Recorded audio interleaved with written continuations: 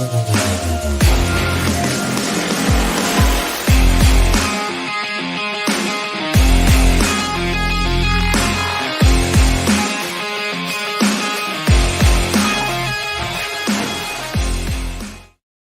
everybody, and welcome to a brand new episode of the Hot Mic here on the Outlaw Nation channel. I am the Outlaw John Rocha, fresh off of walking through a Comic-Con, here to hang out with you all, and of course, hanging out with the best co-host in the business, the Sneider himself, Jeff Sneider. How are you? I'm dandy, Johnny boy. Glad that I dodged my 17th consecutive Comic-Con since moving to the West Coast. I mean, I just have no desire. I mean, plus, like, there's nothing even going on there this year, but I guess you guys already booked all the condos and hotel rooms, huh?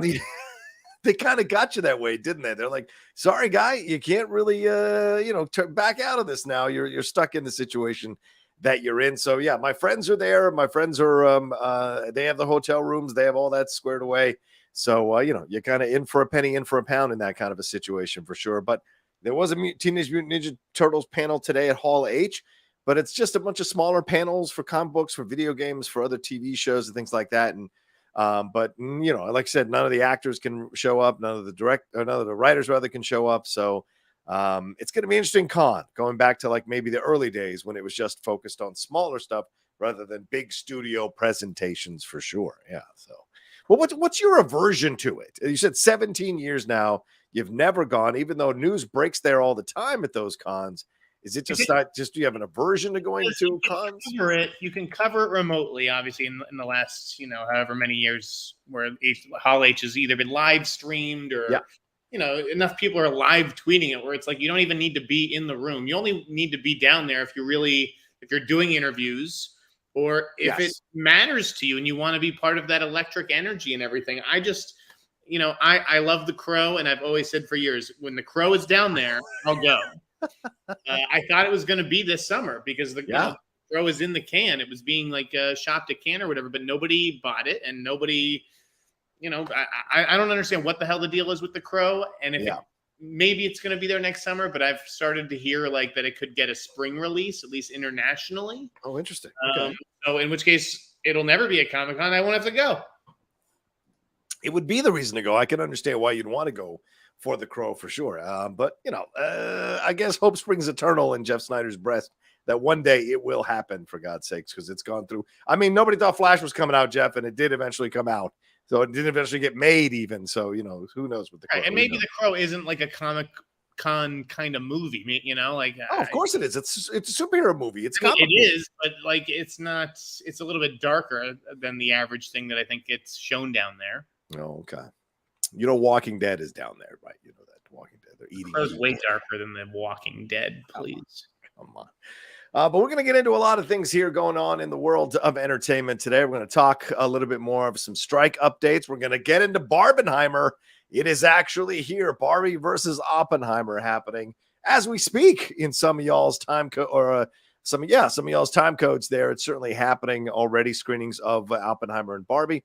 We're going to get into some of the Sound of Freedom box office stuff. I know that's been a story that some of you all have tweeted at Jeff and I to discuss. We're also going to get into some stuff going on with Danny Elfman that has been released, some Aquaman 2 reshoots. So a lot of stuff's happening here on this show. And also your Streamlabs and SuperChat. Send them in. You see the Streamlabs above Jeff's head, and you know what to do with SuperChat. So send in your support. Send in your questions, thoughts, and comments as we go along here, and we'll read them as we go along on the show as well. Jeff, where would you like to start? I'm pretty exhausted from walking amongst the Comic-Con fans for 4 hours, so my brain's a little bit of mush. What would you like to start the show off with today? Let's start with Barbenheimer, dude. This is all anybody's talking about right now. This is the hot thing. It's become a cultural phenomenon. I pointed to the quorum tracking that came out 6 weeks ago that had Barbie opening at 50 million. I mean, it's poised to do double that, which is why I don't understand why studios or journalists even like pay attention to tracking that far out or from these third-party companies. It's just, I think tracking has lost the plot, but obviously, like, theaters need this. Yes. It's been a rough summer, a rough June at least. Mission Impossible has been doing okay so far in July, but the entire industry has been waiting to see how these movies did with you know, there's obviously been promotion. They crammed everything in, you know, in the last few weeks before the strike, but it's not like you can go on TV and see Robert Downey Jr. on late night TV right now. Right.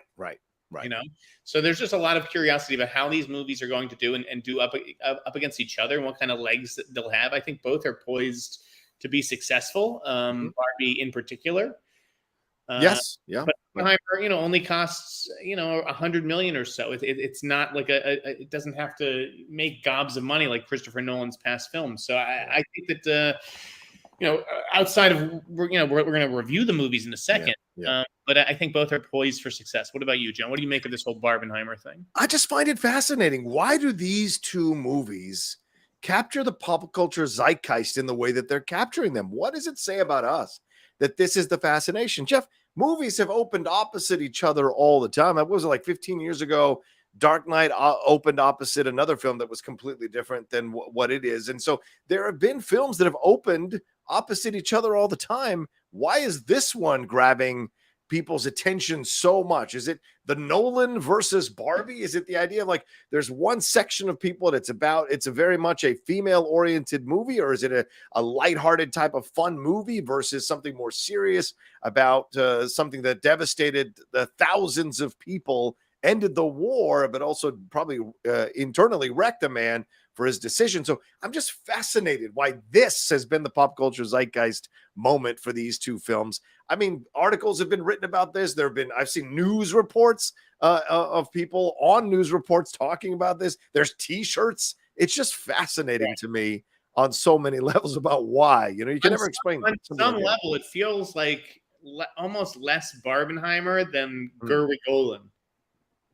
Oh, really? You think it's minute that it's going down to the directors? Do you think that this Barbie movie would be getting this kind of attention if it was from just like a sort of random female director? No.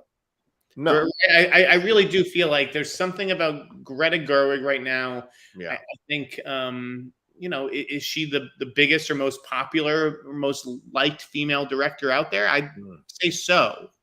Right? Yeah. Years ago, you used to say, you know, Catherine Bigelow, and there's a while maybe you'd say Patty Jenkins or whatever. But I think right now it is Greta Gerwig. And I think so it's like the best female director, for lack of a better term, up against what many perceive to be, you know, one of the great male directors. I think that's almost, it has sort of become like a gender war, less so about these two movies. That could possibly be it, right? In terms of like male movie, this is a boy movie, this is a girl movie. Right. That could possibly be it for sure. And look, I don't think you can compare Greta Gerwig to Catherine Bigelow, because Bigelow was known for action movies and things of that nature. You know, of course, Zero Dark 30, much more serious. But, you know, Greta has been an Oscars darling, has been an awards darling since Lady Bird. So, and this is what, her third or fourth feature. So it's like, it's an interesting situation to see how far she's come. And you throw in Margot Robbie, which I think is an interesting part of the equation as well. As we went through her resume a few episodes ago, and it's not knock it out of the park every film resume. So it's an interesting combination of factors for Barbie. It's a test of movie stars for sure. I mean, Margot Robbie and Ryan Gosling are two maybe of the few, you know, real movie stars that I think that we have. And then, you know, obviously Cillian Murphy, not maybe known by name, not a household name, but he's surrounded by movie stars. It's Matt Damon and Robert Downey Jr. and Emily Blunt. So I think that as much as it is the battle of like the, you know, two of the industry's most talented, promising filmmakers, it's also a battle of movie stars a little bit. So you haven't seen Oppenheimer yet. I have not. No. They, you know, in my market, as we spoke about a couple weeks ago, they showed the screening both of Barbie and Oppenheimer at the same time. Barbie was just closer in a way better theater, so that's what I defaulted to. But no, I have not seen Oppenheimer. But you are getting a little bit of crap from people who don't like your review of Oppenheimer, Jeff Sneider. Yeah, well, that's for sure. But let's talk about the one that we've both seen first. Okay. So, and honestly, I don't think that these movies can even be spoiled. Fair. Okay, fair. I mean, you know, we'll tread lightly with sure. movies or whatever. But yeah, I don't really think that these are the kinds of movies that can be spoiled. You have to see them, like, to know even like what it really is, because I think the marketing is even like particularly deceptive, kind of deceptive on Barbie. Huh? Yeah. So what did you think of the movie? Did you like the movie? Was it for you, John? Like, give it to me.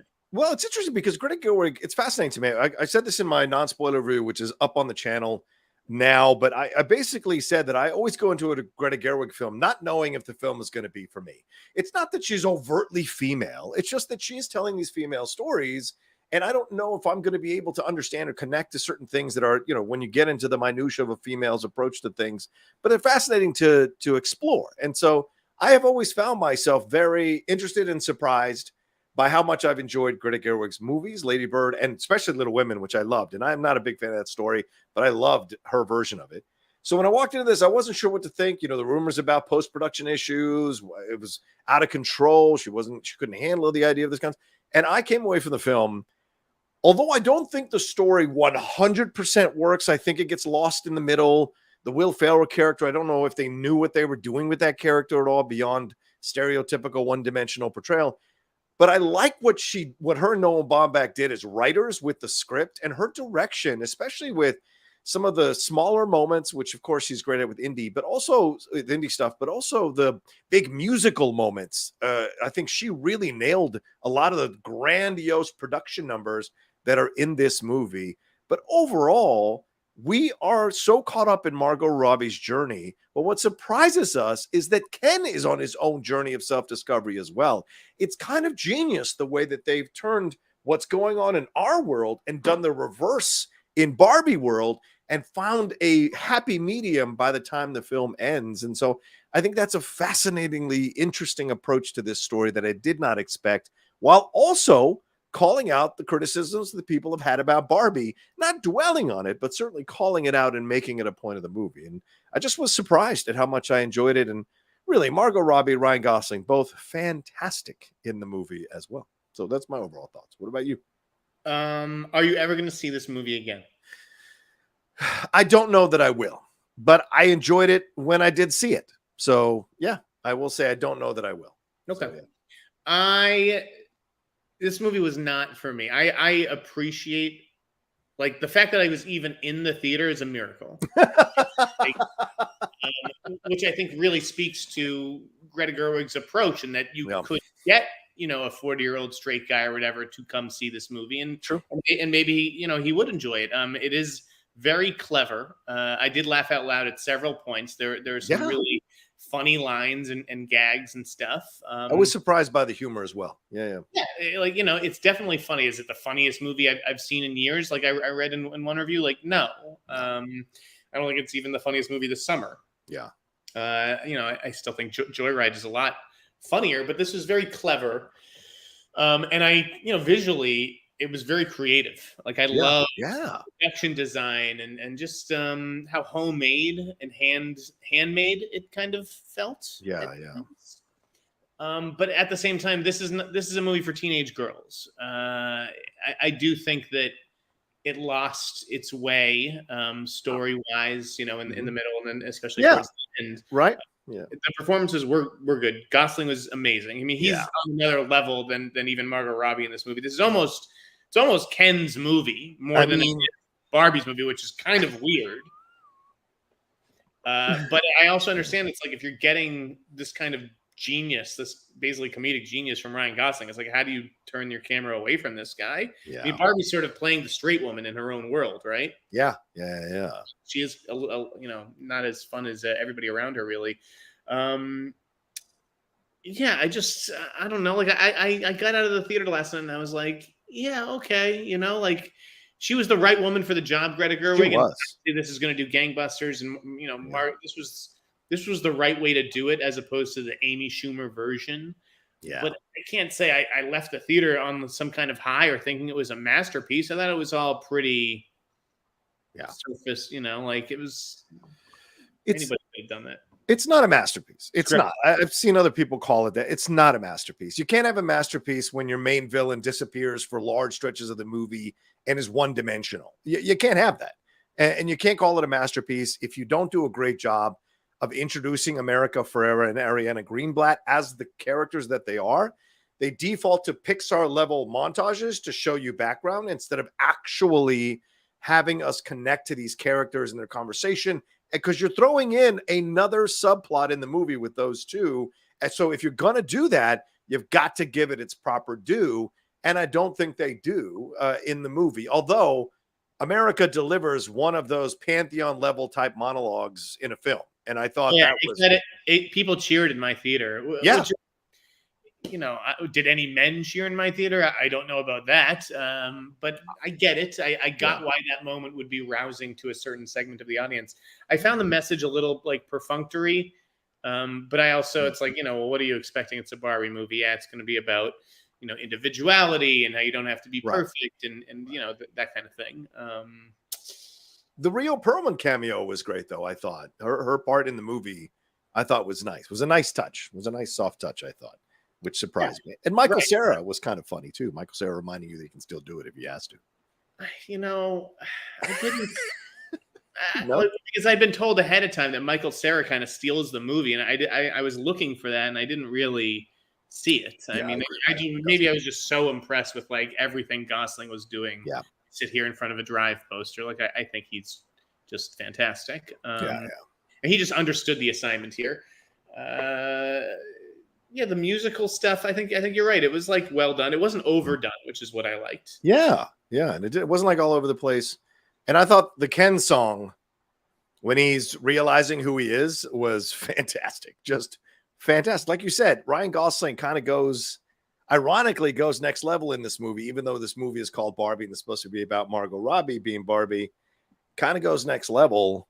And I will say this, another one quick criticism is the Issa Rae. I mean, you bring in a black Barbie and yes, she's president, but then you don't really do much with her in the movie. And that kind of gets a little barely in it until the end. Yeah. And that's a little frustrating. It's a little frustrating. Kingsley Benadir as well as a black Ken and Nkuti, I keep forgetting his last name, but he's also kind of in the background. And it's like, well, just having black people in the movie is not enough. And even if you give them big titles like president, it's not enough. You've got to address that. You've got to talk about that. So for me, those are the things that kind of hold it back from being a quote unquote masterpiece. And those are legitimate concerns. And I'll go to toe with anybody about that. But I clearly I liked it more than Jeff. I don't think it's preachy. Some people are complaining it's preachy. Some dudes are complaining. It's a little much at times. Well, listen, how many times do women get to actually tell you what the fuck is going on in the world to them? And I think that's nothing wrong. We've had men tell us that for decades, Jeff. Of course. No, I think that I gave this 2.5 stars out of 4, but I had a tough time walking away being like, that was good. Okay. It left me wanting a little bit more. I particularly with the ending and stuff. So 2.5 out of 4 for me. Yeah. What do people think we're spoiling? We've mentioned nothing other than what's in the trailer. I don't know what people. Do you guys not watch trailers? There's nothing to spoil. I don't even understand. You guys not watching the trailers? What's going on here? All right. What about Oppenheimer? Do you want to give your 2 cents on Oppenheimer? I mean, only because I've been getting hammered for it. People don't seem to know how to read, which is like, why do I bother writing when the audience doesn't know how to read? You can it becomes like, I prefer emotion over craft. I'll take Past Lives over Oppenheimer. And then someone's like, well, Past Lives has craft too. I'm like, I didn't say it didn't. I didn't say it didn't have craft. I'm saying Oppenheimer clearly, it's visually and aurally spectacular, but I'd still take a story like Past Lives because it made me feel something, whereas I really wasn't stirred by Oppenheimer. Nolan has been plagued by that his entire career, that his movies are cold and unemotional and icy, Interstellar being an exception, I think. And I'm not saying that there aren't moments of emotion in all of his movies, just as, there's the Trinity test sequence in this. That's when I leaned forward and I was really engaged and into it. But the rest of the movie, it is very talky. It is very much a biopic. This isn't an action movie. There are huge things that I don't think that this movie really reconciles with. Not that I'm reviewing the movie, a different movie that I wanted it to be. This is the story that Chris Nolan chose to tell. Right. And I just was not like, it becomes this whole thing about, America racing to build the bomb, and then they do, and like that should, I don't know, like there should be 10 minutes after the movie. Instead, there's 45 minutes, and it becomes this whole thing about communism, and I'm just like, who cares? I just don't care whether this guy was a communist, wasn't a communist, thought of as a communist, what his reputation, like, it seems like a different story that he was trying to graft on to make this more heavy or something. I just think that he needs to get back to working on scripts with his brother. I think he needs someone to check him. Okay. It's not. It was a good movie. It's a good movie. Are you sure? I'll never see this movie again. Oh wow. Okay. Who could possibly watch this movie again? I don't feel like there's anything I missed. Right. Like, oh, I need to go back and watch this more closely. Like, he had a really good movie for 2 hours and about just over 2 hours. And I sat there in that third act being like, is this happening? Like, is anybody watching this? Yeah. And everyone loves that last 45 minutes because it's quick paced and it's super well edited. Yeah. And like on its own, that 45 minutes is good. Yeah. The problem is that it comes where it comes. It's not the last 45 minutes of this story. Right. And I wish he'd done it more linearly. And again, he always has to like judge things up into more than they kind of are. And the last 45 minutes becomes like a series of reveals where it's like who's pulling the strings and who told so and so this and that and when. And I don't care. Yeah, this is a different thing. I don't need this character who is against Oppenheimer to get his comeuppance. Mm-hmm. Interesting. Yeah, I'm going to be curious to see it. I love biopics. I don't mind 3-hour biopics if you can keep my attention. So people say it's talkier, and that actually turns me on. That doesn't turn me off. But if it's boring talky, then maybe I won't feel as strong. But I've heard from a few of my friends who've gone to see it, or reviewers like you, Jeff, and some of them have said like, it's too long. It doesn't need to be 3 hours. And definitely doesn't need to be 3 hours. Right. And the other side is that, and I saw someone bring this up on Twitter, it's like they don't address what the bomb did. They don't really spend a lot of time addressing it. And I get that it's Oppenheimer in the title, but you can still address the ramifications of what he did in a much more extensive thing afterwards. So I'm going to be real curious to see how this plays out, because there've been the normal people going crazy and falling all over themselves to praise Nolan. Yeah.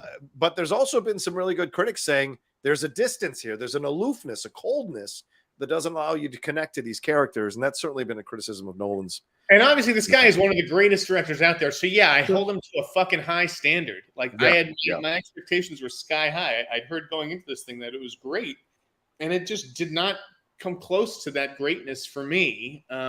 Gotcha. I felt like my dad asked me, he's like, should I go see it? And I'm like, Dad, I would recommend this to certain people for sure. I don't think my dad's one of them. I'm like, I don't think this is for you. Yeah. Okay. I think that he will get nominated for Best Director. But ultimately, I feel like this is, if I had to draw a line, in his filmography, top 6, bottom 6, I think this is in the lower half. Ooh, wow. Okay. I mean, are we like, people have short memories? Yeah. Critics are like, the stars out there where, did you see the Wired interview with Robert Downey Jr. and Chris Nolan? No, not yet. No, I try not to watch that stuff, dude. I try to stay away from it. I don't watch that stuff a lot either, but it was fun. Okay. And Robert, one of the questions is, they asked Chris Nolan, well, what's your best movie? And Chris Nolan's like, in Hollywood, the best movie that you made is always the one you're promoting. Yeah, exactly. Is the current one.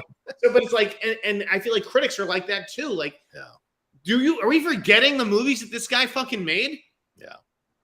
The Dark Knight, Memento. Like, people see just like Inception. Memento was like some little indie movie that nobody cares about anymore. Like, that's a brilliant screenplay. Yeah. The Prestige. I love I really do love Interstellar. I think Dunkirk is better than this movie. Wow. I think Dunkirk was really, really good. Okay. So I don't know. I don't really get this is a masterpiece or this is Nolan's best movie. I think those people are crazy. Okay. All right. Yeah. Like I said, I'm looking forward to it. I didn't like Tenet. I didn't like Dunkirk. I could appreciate Dunkirk, but I didn't like Dunkirk. But I love Interstellar, love Inception.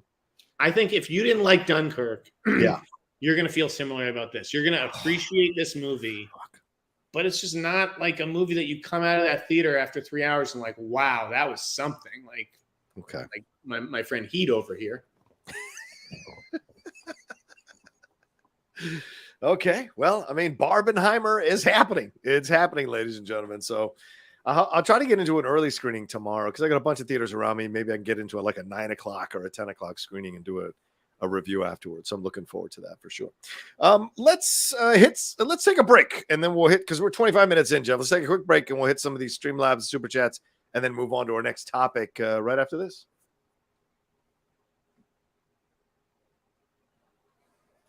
All right, let's get into it here. We have some Streamlabs and Super Chats that come through. Ladies and gentlemen, we got 500 of you watching right now. Please make sure you subscribe to the channel down below. Hit the bell button. Hit the like button as well. And if you're watching later, leave a comment.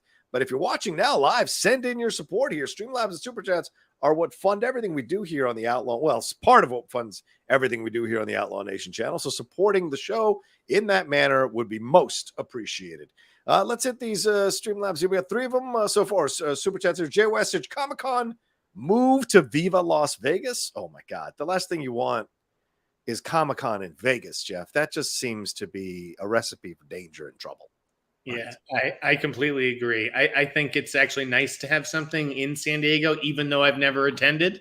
It's a 2-hour drive from LA. So, you know, Vegas is probably twice as far. Yeah. And I just think it's too much in Vegas. Like with Comic-Con, it would just be, you know, too much stimuli, overwhelming. Yeah, I think so too. Plus, nerds with a lot of money to spend and ladies of the night, that's not a good combo. This is not a good combo. Phil P says, wait, do you think film critics are out there paying for whores? I didn't say any of that or use that term. That is Jeff Sneider used. I did not say any of that. I said ladies of the night. I was ladies of the night. Jesus. Phil P says, does the Outlaw have a lot of Kenergy? Woo! Oh, I wish I had some Kenergy. I had big time fucking Kenergy, dude. I wish I had abs like Ken does in the film. Adam Barnard says, with the recent success of some video game movies, any chance the Metal Gear Solid movie still gets made? Have you guys heard anything on that front? Yeah, Jeff, Twisted Metal is about to come out as a series on Peacock. And there have been some good video game adaptations recently. What do you think? Metal Gear Solid? Is this happening? Have you heard anything? No. No. Okay. Apologies for my previous verbiage. The term is sex workers, as I learned watching Theater Camp. God damn. Oh, I've got to watch that movie. I think the screening is great. Hilarious. Is it out now or is it out next week? It's a good question. Okay. Because my screening is next week, but I'm hearing that it's out already. So I'm confused. Yeah, I thought it was out already. Right now. So, all right. And then one streaming lab here from I Am Two Fly Cam. Thank goodness John Boyega isn't coming back for Star Wars. I think he's above it at this point. They should have treated his character with more interest when they had a chance. Also, Blue Beetle is tracking to absolutely crater at the box office. Is Warner Brothers doomed? Jeff, thoughts on that?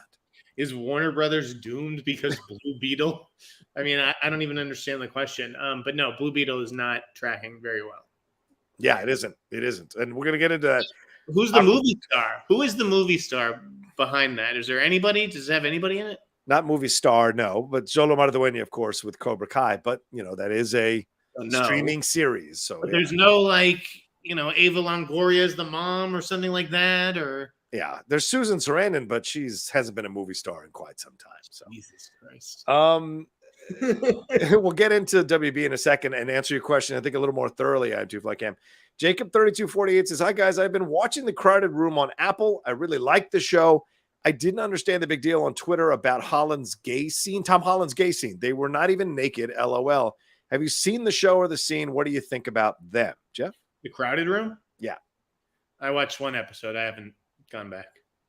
Okay, neither have I. So I haven't seen one person defend the show. Like, no, guys, give it a chance. Watch a few episodes. Like, that isn't out there. Okay, fair enough. Brandy CS says, what a great job you all do entertaining me. I listen daily to and from work on Spotify to the Geek Buddies and the Hot Mic. The Hot Mic is simply spectacular. Hopefully one day I can catch you all live. Until then, here is my thanks for the good work you all do. Oh, thank you, Brandy. Very kind. Thank you. We appreciate it. All right, Jeff, let's move on to this Warner Brothers thing. These reshoots of Aquaman 2. What do you think about this? So the sequel is coming out this December. There have been 3 rounds of reshoots. A most recent round of reshoot was supposed to be scheduled for 5 days. James Gunn and Peter Safran weighed in. James Wan came back, apparently was so excited by the changes that he finished the reshoots in 4 days. Apparently this is the end of the Ben Affleck cameo in there as well. There, after they had replaced Michael Keaton's cameo, which he'd already shot, with Ben Affleck's cameo. He shot it, but they took it out of the movie because they, quote, don't want to promise a universe or a future that is not going to happen. And James Wan said that this movie is talking about climate change, but it's still a fun action fantasy movie. So why the fuck are we doing 3 rounds of reshoots on a film that's not going to mean a damn thing to James Gunn's DC universe? So much so they removed all the Batman from the movie to make it clear there's nothing to do with James Gunn DC universe. And they already spent $205 million on the movie, Jeff. What is the logic here? I mean, the logic is that the first movie made $1 billion, right? So it's like, how do you half-ass a sequel when the first movie did that well? I mean, it almost forces your hand where you have to keep going. I've heard from people who have seen Aquaman 2 earlier. Yes. They called it a big splashing wet turd. And this person liked the first film. I have absolutely no faith in this movie. I've heard it's terrible. But you have to. It's like why you said this about Flash? They have to release the movie. If it's going to do damage to the brand and lose them money, what is the fucking damage to the brand? Who gives a shit at this point? It's about money. Okay, but Flash lost money. The biggest loser for WB in decades. So why you think Aquaman's going to do any better? They spent that much money on it, John. You have no way of recouping it. The only way you can recoup that $200 million is by putting it in theaters. It's the only way. If it makes $50 million, then what? Why would the Flash didn't make $50 million? No, but I'm saying Aquaman 2, now it seems like it's just again, you refuse to accept the lame duck theory, and it is the truth. People do not go see en masse a film that is not going to connect to the main universe. They don't. It's a waste of their time. But John, when you say no one is going to go see a lame duck movie, are 500 million people worth of people going to see it? Like, no. Are 400 million? Could they recoup their production costs? Like, I just don't understand what. Oh, I see your point. What are you proposing, that they don't release Aquaman 2? Well, if you can take a write down on Batgirl, can't you take a write down on Aquaman 2? No. Insurance? No. It's okay. That's not how things work. You just, what are you I'm asking you a question. Okay, forgive me. You get the write down on Batgirl because of the merger. Oh, I see. Okay. And because this was started before the merger, it doesn't count? Is that what you're saying? Yeah, it's like there's a window of time where you get to say, like, these are the assets I'm sort of accepting, and gotcha. These are the, or whatever. I mean, listen, dude, I'm not a fucking lawyer. All I know is Batgirl. Like, I've heard, even though I told you last week, Batgirl, the people at the studio second guessed that decision, right? Only for the for the what it said to the creative community. No one at Warner Brothers was saying, and Batgirl was terrific, and they threw it in the trash. No one is saying that. Yes, but people are saying that about Aquaman 2. So what is the point of putting this out there and taking another kick in the face? I just don't get it. Recoup. You can make $200 million or $5 million on the next movie and make that money up. Why do this now? I just don't get it. What are you talking about right now? Are you suggesting that they just light a $200 million movie on fire? Yes. That should win you points in the chat. I'm just saying. That should win you points from the creative community. Netflix just shut down. Advocating for David Zaslav to throw another DC movie in the bin. I think people would be really happy if Zaslav just said, okay, no more DC movies until Superman Legacy. I think a lot of people would be very happy. If Blue Beetle is gonna do the way it's people happy by not giving them things. Yes, you can. Have you ever heard of making someone wait for something and that they enjoy it all the more because the waiting is what got them excited? The waiting. Jeff, foreplay is important before the actual act. And to me, hold off on it. Be chill on it. Say it's coming. And then, wipe the cupboard bare until Superman Legacy. That's the way to go. This nonsense of releasing these movies and taking constant kicks to the face makes no sense to me brand-wise for a studio. The Flash, Shazam, Black Adam, possibly Blue Beetle if it doesn't do well, and now Aquaman 2. That's 5 kicks in the nuts that you're asking. Instead of another kick in the nuts, they should take a $200 million loss. Yes. One. Yes. God, John. Just take some money out of Zaslav's fucking salary to make up some of the $200 million loss. I can't even tell if you're being serious right now. Aquaman 2. One thing that I guess THR did update that I tweeted out today was that Blue Beetle. They'd said that the Blue Beetle filmmakers had asked for a couple days of reshoots and been turned down, and I guess THR updated that. Yeah. And said that the Blue Beetle team did get those reshoots. As they should. Right. Yeah. Okay. I don't like to throw good money after bad. I'd rather just take a loss and move on. That's the way I work. But Jeff's the kind of guy that'll keep trying to date the bad relationship, keep trying to make it work, even though it's pretty obvious it's not working. Just cut the cord and move on, is what I'm saying. All right. Sometimes the work is worth it. Draw's saying the hot mic should endorse Blue Chew. Yeah, there you go. There you go. All right. Well, let's move on to something controversial here, Jeff. Let's get on to the Sound of Freedom. Let's have this conversation. A lot of people have been tweeting at us to talk about it. I've gone back and forth with people about it on Twitter and other places. I am never going to see this movie, so I'm not going to give you any review of the film. Wait. Why won't you see this movie? I have no interest in seeing any movie made by people connected to QAnon. No fucking interest.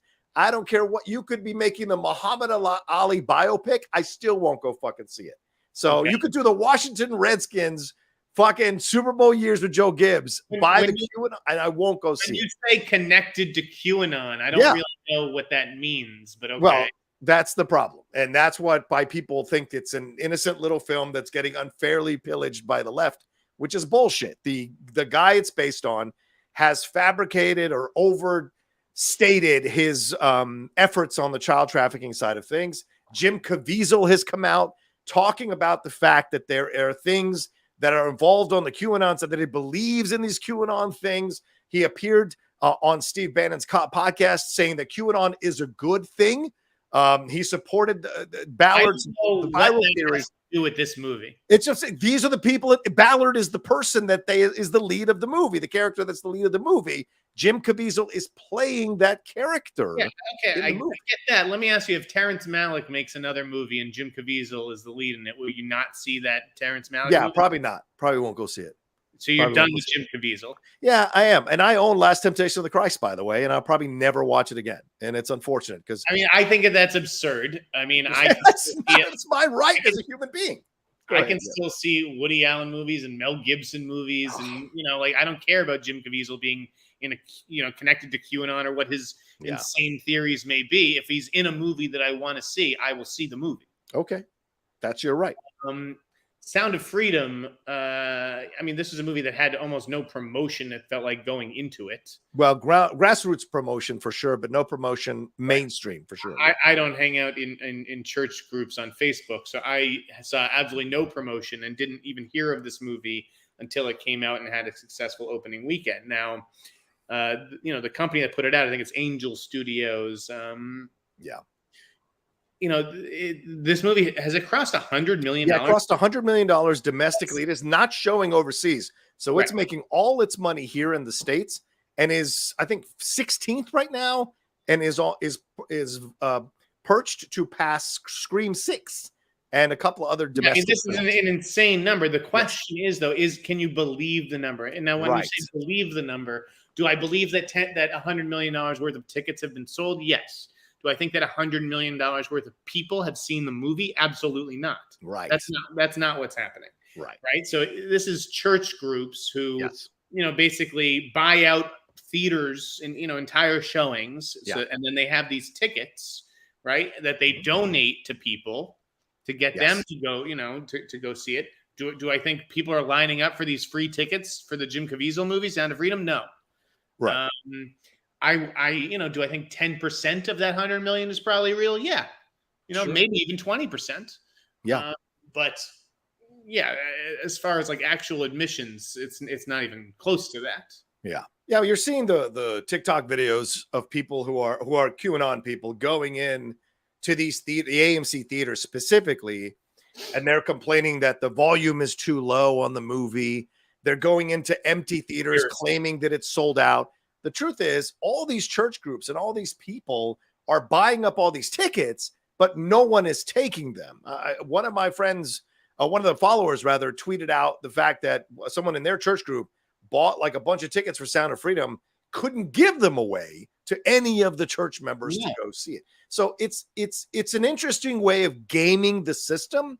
So to me, it doesn't necessarily feel like this film is just becoming this incredible, force in the. This should indicate a change, a sea change in what kinds of movies people want to see. No, it's a bunch of people who are gaming the system. It made $100 million, so give it its respect. It made its money. And it's 77% of Rotten Tomatoes, to be fair. That money is almost an investment in sparking a conversation, right? Because exactly. Now that it has made this much money, here we are talking about it. Yeah. Whereas if it only made 5 or 10 million, maybe we wouldn't have even brought it up on the show. So I think that is what that money it goes towards is raising awareness of the movie and spreading the message that I guess is part of it. This is totally the sort of VOD trash movie that I would watch. Sure, because you don't know the stuff connected to it. Like you said, you don't know anything about QAnon. You don't know what it might be parading as a shield for pushing these theories in a subtle way, because child trafficking is a big thing for the right. Never mind, they don't give a shit about guns in schools. They don't give a shit about, about so many things that have to do with child, but apparently child trafficking is very big. And I've seen people online who are mad at people who don't like Sound of Freedom or who won't go see it. They're saying you're supporting pedophilia, which of course is stupid and utterly ridiculous. How does that work? Yeah, exactly. How does that work? You simply don't want to go see something that's connected to a political movement whose conspiracy theories you don't agree with. Like the character that it's the lead, Ballard, based on the real guy, he believed that the Wayfair Furniture Company was smuggling children in their furniture boxes. This is literally what he said on a recent interview, Jeff. So these are not the people I want to go see fictionalized as heroes in a fucking movie. It's just not for me, Okay, I mean, I guess I can respect that, but like as far as the him inflating his role or whatever this is, like this came up with the Oppenheimer stuff where because I was saying I'd rather be moved by the story of Flamin' Hot. Like I felt like the origin story of the Flamin' Hot Cheeto was more emotional than the origin story of the atomic bomb. And Vince Mancini, who's a guy who I respect and I've been reading for a long time, good critic. He was like, well, in Flamin' Hot, it doesn't bother you that guy like made up the whole story. I'm like, no, it doesn't, because that's not that's extraneous to the movie. I'm just focusing on this 2-hour movie, and it was inspirational. It moved me, whether the guy's story is true or not. People need stories like that. People need heroes and to be inspired. So I don't really care too much about whether a movie is true. It's not a documentary. It's not purporting to be fact. Yes, it is. It says based on real events. Based on a true story. This is exactly how it fucking happened. Based on a true story. That could mean there's a huge latitude for creative licensing. Like, you're right. We have to give artists that license. And I don't think we should penalize them for it, for not, well, this isn't how it went down. And this is what I really stood for. Who cares? Well, I think it's different when you're dealing with a historical person like Oppenheimer and some dude who wants to overinflate what he actually has done on the child trafficking side. There's two different things, man. There's historical figures and the recent Johnny Come Lately who wants the attention. There's two different things. A rip from the headlines. But I will say, they have every right to make their movie, and they have every right to distribute their movie. And if people go see their movie, people have every right to watch that movie. I am not saying the movie shouldn't exist. I'm just saying, for me personally, I'm not going to go see it because of what it's connected to. you know? And if I didn't have knowledge of all this other stuff, maybe I'd be like, well, it's Caviezel in a movie. I like Count of Monte Cristo. I like, Passion of the Christ. I'm going to go see it. I used to love Caviezel, but he's gone off the deep end, man. He's pushing all kinds of insane COVID-19, lab theories and some kind of chemical that's supposed to, it's just nuts where they've gone now. And I don't want anything to do with again. Today, I just so happened to watch a clip. It was Tom Cruise talking to Matt Lauer about all the Shield stuff. And that's, I mean, if you were to play that clip. You're right. You'd be like, Tom Cruise, he's a kook. He's talking about this. He's talking about that. I don't see Mission Impossible. It's totally fair. It's totally fair. And if you don't want to see Tom Cruise in any movie ever, and there are people who don't because of his ties to Scientology, like Leah Remini has said multiple times, I think you have every right not to go see his movies. You have every right not to go see a Mel Gibson movie too. Yes, you're Jewish. That's just not the way I am built. Fair enough. Okay, all right. We'll see that when you go see Magic Johnson's movie. We'll see. As a Celtics fan, because you hate the fucking Lakers. But anyway, 100 million, and it's showing no signs of slowing down. We'll see what happens money wise in that situation for sure. Let's hit some more of these super chats while we're here. Jeff, Don Reinaldo McWhiskey says movie critics tend to get after it after the sun goes down in Vegas. I can't comment on that, Jeff. Who is? You're gonna get us in trouble, dude. Jay West says, how well does Gran Turismo do at the box office? Yeah, new trailer dropped today, Jeff. Do you think it's going to do anything? You talk about where the movie stars. I mean, Orlando Bloom, David Harbour, I don't know. Ginger Spice. I mean, where's the movie stars in this? I mean, the Gran Turismo is the movie star. That's the game. Yeah, that is a game that even though I may not have grown up playing it a ton, I certainly am familiar with. I know what it is. Yeah. So I do think that title does have a certain level of brand recognition. I imagine it'll be very similar to Need for Speed as far as how it performs, which, Need for Speed, the problem with that was that it costs too much. Yeah. I feel like Sony probably did a good job keeping the budget down on this. Yeah. I think it was, Neil Blomkamp directed it. This is a guy who is that's his whole thing, is like he can make these really big movies for a fraction of the price. So I'm not sure what the end budget was on Gran Turismo, but I think it's tracking for like 25 million, which in the middle of August, I don't really see how you can argue with that. I think what that number indicates is that the movie looks good and it looks there's an interesting, unique angle to it. And this angle of it's this wish fulfillment. It's, you could be a gamer and now you get a chance to really be in the cars. And I think there's a lot of people out there who can relate to that sort of thing and have that fantasy. It's based on a true story. This actually happened. It was, speaking of based on a true story, this actually happened. This kid played the game tournament, became incredible at the game, won a bunch of tournaments, and then actually did it in real life and became a racer. So it is based on a true story. And I know that's why I'm going. That's how you're doing it. The reports I'm reading here is it's $100 million budget, and they're projecting it to make $200 to $250 million. We'll see if it does. I'm surprised by both of those. Yeah. That strikes me as high, but okay. Yeah. Don Ronaldo also says, I think Gran Turismo is the remake of The Last Starfighter that we deserve. Take your kids to go see it. Yeah, we'll see if it's good or not. I don't disagree with that for sure. All right, we got some more Streamlabs came through. Jeff, real quick. Kai says, what did you guys think of the Creator trailer? I'm so hyped for this movie. Also, Jeff, would you bet $20 that Jonathan Majors gets nominated this year for Magazine Dreams? Jeff, thoughts on these two things? Oof. Good question, guys. What was the first one? What did you guys think of the Creator trailer that came out earlier? I think the Creator looks amazing. That's the one that's going to break my heart, where if that comes out and just totally flops, like, I'll be bummed, because that $86 million, Jeff. Right. That's a very responsible figure for a movie that looks like it costs 2 or 3 times as much. Yeah. Agreed. It looks, I mean, I was blown away by that first trailer set to Aerosmith. Yeah.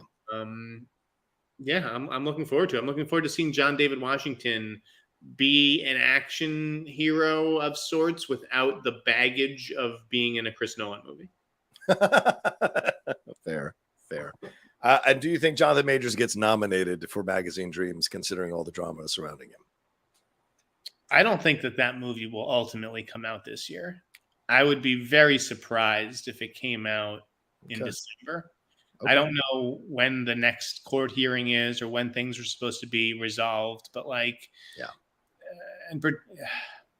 although maybe it's like, maybe you release it like right now and under the cover of the actors strike and be like, well, Jonathan's an actor. He can't be here to promote the movie. We don't need him on this list. Or like, is that the way to do it? Like, just throw it to the wolves right now. And that way it's in contention. And if voters really are blown away, they can vote for him. But that way you don't have to do the whole, well, they're hiding him on the press tour. Right. Well, I will say this, my friends, the Geek Buddies were in the Hall H for the Teenage Mutant Ninja Turtles panel, and they didn't allow any questions, and no one brought up the SAG AFTRA strike or the WGA strike at all. So I imagine that's how a majority of Comic-Con is going to go for these panels. I didn't think anyone would bring up the SAG AFTRA strike at Comic-Con unless like a Variety or Hollywood Reporter person slipped into the room. Like, it was just like basically when I went up to DC, for the press day with James Gunn and everything, and I was paired, with the bloggers, the comic book bloggers, and not really the trade people, and like two totally different sets of questions. Believe me. Yeah. Fair point. Let's see what else we got. A few more here that roll through. Jeff, let's answer them. I am Too Fly Cam says, we get it, Sneider. You're in love with Ryan Gosling. Can you tell us if Bob Iger is actually selling pieces of Disney to Apple? What's the percentage chance Disney is as a whole is sold to Apple? 0%, 10%. What do you both think? Yeah, Jeff, this story kind of broke over the last few days. The rumors rather, that Bob Iger is exploring selling Disney to Apple. He's at the Sun Valley conference right now, where there have been deals like Jeff Bezos bought the Washington Post. The Comcast deal happened at this annual conference. What are your thoughts? Do you think it's possible that Bob Iger might be kicking the tires on selling Disney to Apple or pieces of Disney to Apple? Pieces, yes, but not all of Disney. No, I don't think that Disney will ever. I don't think that they would ever do that. I don't think that Bob Iger would want his legacy to be that, the man who sold Disney to some fucking Silicon Valley tech company. Like, what? I do not think that will happen. Could I see him selling ESPN or ABC or something like that? Yes. Yeah. I mean, ABC still reaches like 125, 130 million people or whatever. Yeah. And like, what is it? Like, who is watching ABC? Yeah. Right. Like, I mean, people watch ABC for the news. I used to watch it for the Goldbergs. It's like, and the Oscars. Those are like the only times I turned on ABC in the last 15 years. So I wouldn't be surprised if he got out of the linear business and sold ABC. ESPN has obviously been weighing heavily on Disney, and there's no shortage of suitors who would love, I mean, live sports. Like, that's as good as it gets, right? Yeah, I was reading Media Matters on this. There was a great article good article talking about ESPN and possibly suggesting that ESPN could become something that is its own thing, and you're paying $30 a month for just the channel, which would include ESPN Plus and all the other stuff that they have there. But it'd be $30 a month, and it'd be a way of kind of separating out, and it would be a way of people would pay that. I know people who've been hesitating cutting the cord because of ESPN, I think would gladly drop all the other channels and pay $30 to have ESPN and maybe a few streaming networks. That would be much less than what they're paying for cable. So yeah, people that's certainly possible. Are willing to pay for sports. Like if I mean, if ESPN aired every football game or whatever, like how do you and you want to watch football, like you have no choice. Right. Yeah. I just paid part of a package of football. So I think that there's a lot of options that Bob Iger has right now, and it's just obviously an interesting time. It's an inflection point for the business, but I don't see him selling outright. No. Yeah, fair enough. Greg says, hey, Rocha, off topic, but you didn't do Streamlabs for Secret Invasion. Just wanted to say that Fury is using the Skrulls because Thanos had a whole planet to himself in Endgame. Okay, yeah, something to consider. Would be real interesting if they actually do something like that in the finale and reveal all of that in the finale. But the way that show is going, it is rough pumpkins on so many levels. I even saw Peter Soretta from /Film tweet about, I never thought I'd get to the day where people didn't care about a Marvel series, and it seems like people aren't that interested in Secret Invasion. I stopped watching. Yeah, see, and that's a fucking shame. It's a shame. Greg also said studios claiming a successful movie didn't turn a profit should be investigated.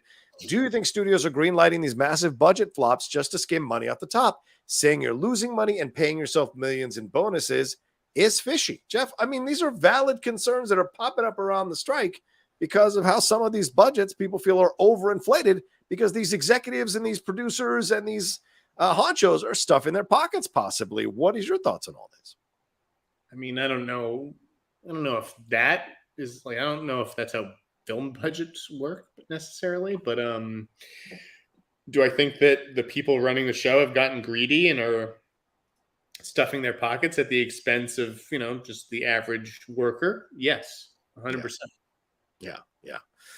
We'll see what happens with that. And I think they should be investigated. I agree. I mean, John Cusack came out and said, like, I was told a few years ago when I checked in on Say Anything, any of my money, he had 10 points on the film, and they told him the film has lost $44 million. He's like, what? So, yeah, it's that kind of nonsense. Hollywood accounting is obviously nonsense. From Harry Potter to Men in Black to Forrest Gump, like, frankly, it should be investigated by the feds, these studios. I think so.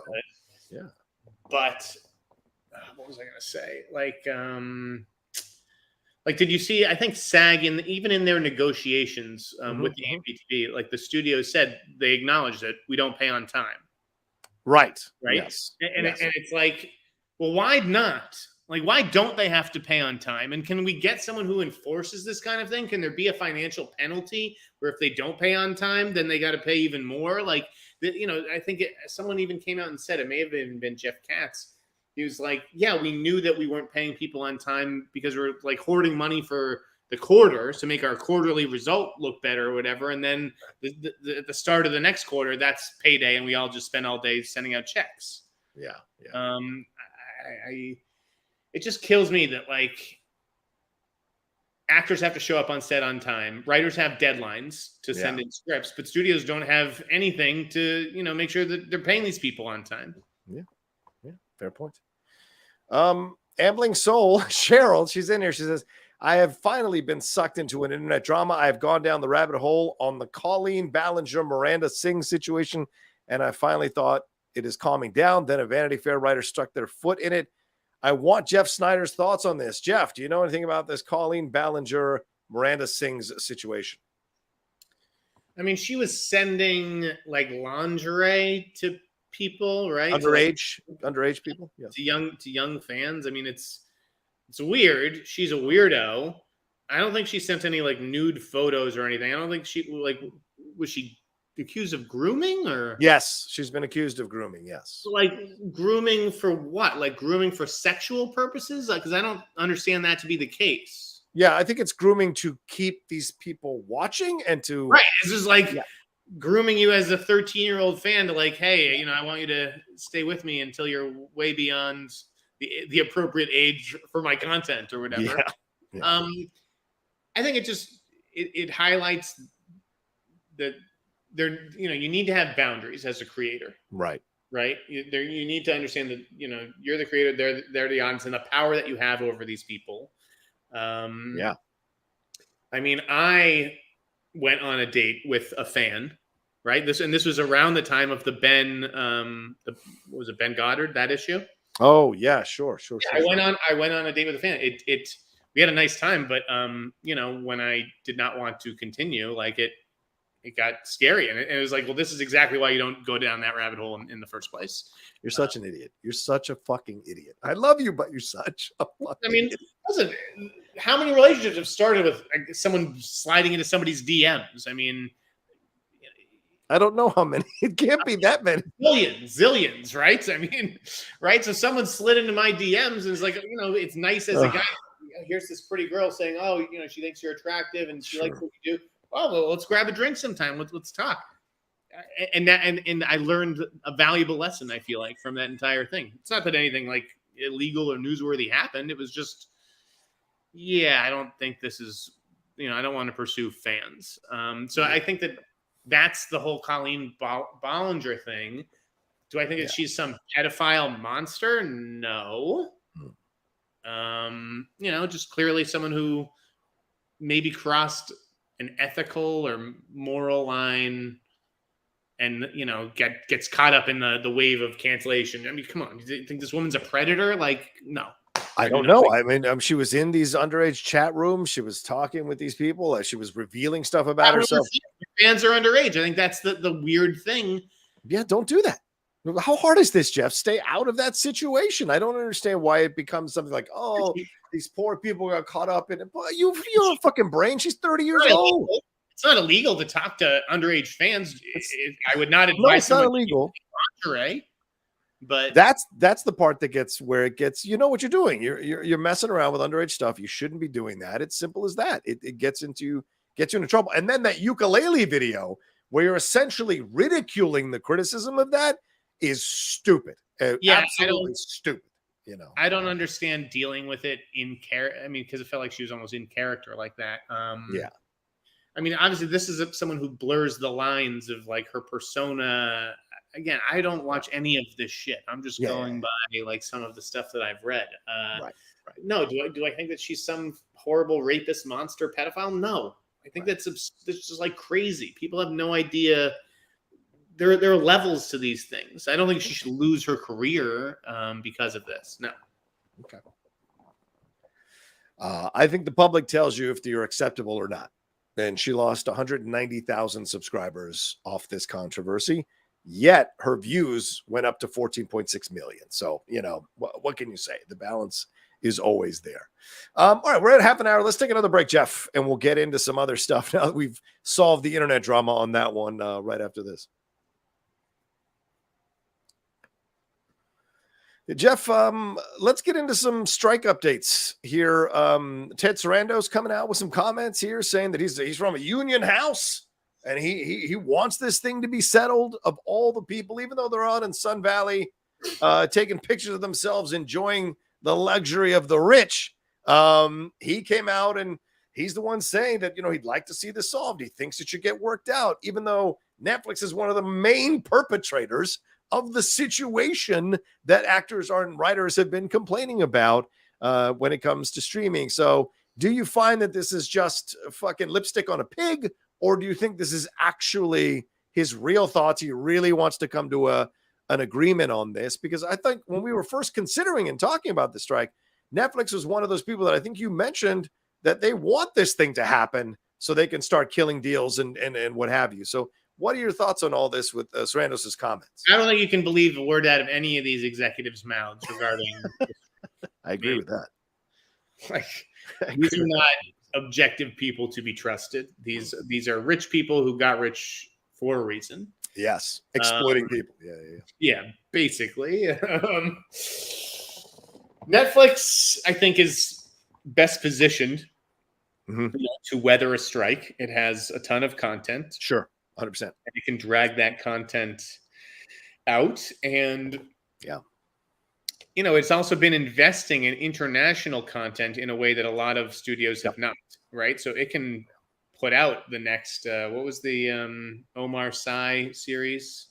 Lupin.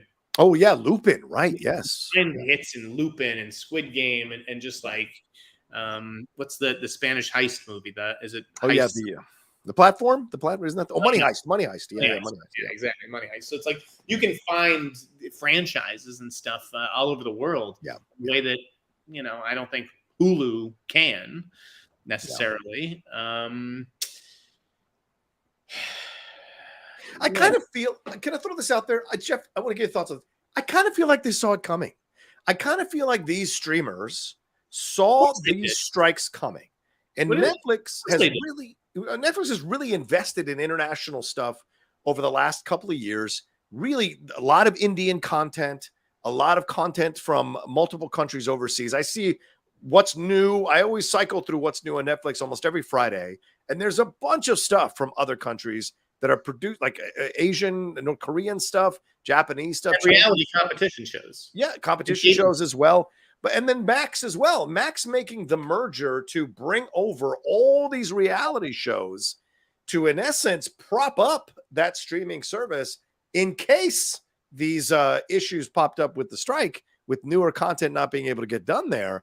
It feels like they all kind of saw the writing on the wall and started playing. as soon as you sign the last contract, you know the day that that contract expires. And you also know deep down whether you are planning to return to the negotiating table. If you're going to get in there the day after it expires, if you're like, I'm going to be on my yacht in the south of France for the next 2 months, and we'll pick it up when I get back in September. There's no question that, you know, as Richard Rushfield suggested, even though, you know, I don't know what the point of this would be, she wants to show the world that the AMPTP is not showing up at the bargaining table. I don't know who isn't believing that out of reports. Rushfield had suggested that the WGA rent a conference room and show up every day and, you know, just go to an empty room and wait there and to demonstrate to the public that it's the AMPTP who doesn't want to negotiate. I think everybody is pretty clear on that by now. This is a strike that is helping their bottom line, and specifically Netflix's. I mean, everyone else's, you know, stock has suffered a little bit, but Netflix's actually went up. I just, they are incentivized to keep this strike going for as long as possible before they start to feel it. That means that they need the actors back by October and they need the writers back by January. Those are the late dates. Do you think that'll happen? Is that what you anticipate? Those are the late dates. Do I think that SAG could reach a strike by Labor Day? I hope so. I think that they really need, if they want to do a fall festival season and everything, like, you need to make a deal by Labor Day to get all the stars on the planes to Venice and Toronto and everything. And I wish that they would try to maintain the Emmys date too, but I don't see that happening. I also don't think that they should push the Emmys to January, which has way too many awards and everything. That's becoming like the push to January, right? I would just do it in November. Like I don't you know, even if it's on a Monday night or something like that. I know that they said that football would be the problem with that, but Do you think they'll trick them? I mean, do you think the studios will get one over on the actors yet again? Because that has been the legacy. I don't care what anybody says. This has been the legacy of SAG negotiations and then SAG AFTRA negotiations with the studios. The studios always seem to get the upper hand in all these negotiations. Because they get the upper hand because they have the upper hand. Let's be honest here. I mean, I have a ton of respect for the writers and actors out on those lines every day. And they're absolutely right. You know, the movies that we see, the TV shows, they wouldn't exist without writers and actors. Right. And I do think that this strike and everything, this moment will lead to, you know, a rebirth of independent film. Right. And that major actors will go and do indies and things like that. But the truth is that they need the studios. The studios know they have the upper hand, and they're always going to act like they have the upper hand. They can withstand a strike a lot longer than the average actor or writer. At some point, these people are going to say, like, I can't do another month where I'm begging for money for groceries and I can't pay rent. Like, we have got to get back to work. Let's just sign whatever fucking agreement is in front of us and get back to work. That's what's ultimately probably going to happen. Do I think that they're going to get fucked? That depends on how the negotiations go and everything. I think that right now the residuals are the sticking point that I'm hearing. It's really the residuals. So the WGA may have to cave and SAG may have to cave on some of this AI stuff. Shit. God damn it. The AI seems like it's just coming for everybody right now. It's inevitable, and you know, you're only delaying the inevitable. So start exploring this shit now. There was that magazine that came out a couple of days ago. It was an all AI generated magazine, an issue of this magazine. Every picture was put it together. Huh? Someone had to put it together. Yeah, right. Every picture was AI generated. Every article was AI written by ChatGPT. And that was, you know, a big shot across the bow at magazines now. So there's no stopping this. There's zero stopping AI. It's only about Google just demonstrated its news writing tool, I think, for the New York Times and Wall Street Journal and stuff. Like, yeah, it's definitely not good. But I think that if you're just a generic news writer, then you can be easily replaced. But if there's any like a voice or opinion, AI can't generate that. Like, you know, you see it all the time. I'm an AI. I can't give you my opinion on this or that or whatever. Like that, you know, maybe that's what the news sort of becomes, more voice based, if you will. Maybe. And less I mean, yeah, I don't know. I don't know what the future has in store. I know I should be scared shitless, though. Yeah, we all should be scared shitless, because what are they going to do with this many people kicked out of work because of this situation, these companies? What are all these people going to do? Eventually, there's going to be a revolution. If you don't give people something to do, they will get irritated and angry. If they have to struggle to pay their bills, they will turn on whoever is in charge, and a revolution will happen. Study your fucking history. That's what happened. So people are being really careless about this AI shit, and it's moving way too fast. And these tech fuckers are the first people that are going to get fucked once this stuff starts happening for real. And they replace, because once the AI can think for itself scientifically, what do I need scientists for? Entire buildings will be gone from these fuckers creating AI. So I hope you know you're slicing your own throat. You're slicing your own throat, you fucking nerds. A couple other things for the strike update. The Tom Cruise stuff blew up this week, Jeff. There were some people who were upset because it came out that Tom Cruise does not want to picket, or didn't think it would be wise for him to picket with the other actors and writers there on the lines. Has Tom Cruise not done enough for this fucking industry, John? We need Tom Cruise to do more. Do you see Brad Pitt getting shit for not being out there on the fucking line? Tom Cruise approaches SAG, says, "How can I help?" Yeah. Right? They give him an absurd suggestion, which is pick up a fucking sign and go on the picket line. And now he's an asshole because he didn't agree to that. Yeah. Like, give me a fucking break. He's being picked on unfairly. Yeah. You know, maybe because some see him as the savior of Hollywood. Imagine Tom Cruise being out on the picket line around how many thousands of unemployed writers and actors. Right. Okay. You don't think that, oh, Tom, can I get a photo? Tom, can you sign this? Tom, can you read my script? Yeah, not to mention the fucking pandemonium it would unleash with just the public. We have thousands of actors and writers up there. And now if everyone's like, oh, Tom Cruise is just walking down Barn Boulevard, of course everyone's going to fucking go over there. Like, you can't do that. And for SAG to even suggest it is irresponsible. I agree. 100%. 100%. I think it's ridiculous that they asked him to do it. And I also think it's ridiculous that Fran came out the next day and was like, we're not fighting for the Tom Cruises. We're fighting for the people who can't pay their bills. You represent everybody. So you're fighting for everybody. So don't try to single out Tom Cruise for whatever your reasons are. I get why you would say something like that, but you really don't want to separate out certain people as haves and have-nots within your own a union, because that's going to create division, and you don't want to do that as a president, in my opinion. But we know this. We know that he's the haves, and right. If you're on a picket line, it's probably a have-not. Like, yeah, so don't say anything. That's what I'm saying as a president. But yeah, this is ridiculous to ask him to pick. Yeah, exactly. Listen, I know we all want to deify and saint all the writers and actors who are out there marching, and God love him. I'm a SAG actor. Absolutely. If I was living in LA, I'd be picketing as well. But the other side of it is you got to deal with the realities. You're human beings. Tom Cruise shows up on a picket line. People are going to want to take photos with him. Yes, there are idiots in SAG and WGA who will absolutely try to pitch him a show or pitch him trying to get onto something, even fake being Scientologists to try and do that. They will absolutely. And then, as you said, fans will come down, try to take pictures with him, try to take selfies with him. Paparazzi will be out of control. And then you'll forget what the cause was, or it'll distract from the cause of the strike.